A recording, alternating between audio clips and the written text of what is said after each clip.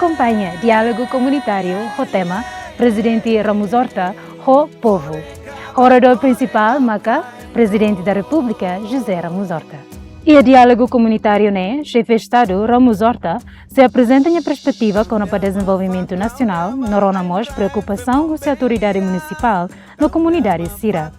Inisiativa hala'o eventu no dar programa ida husi Ajénsia Notisioza Timor-Leste TATOLI HAKBESIK Iha povu nia-le'et. Atividade organiza husi TATOLI serviço mútuo com administrador posto administrativo Malbisi no retan apoio husi AQUAFU Company no East Timor Trading Group. Programa se hala'o iha pusada Malbisi segunda-feira loron sanulo resintolo fulang outubro tina rio rua nulo resin 5. Sehahu iha tuku rua tutuku hat ho balon. No se transmite direta liusi plataforma Facebook no YouTube TATOLI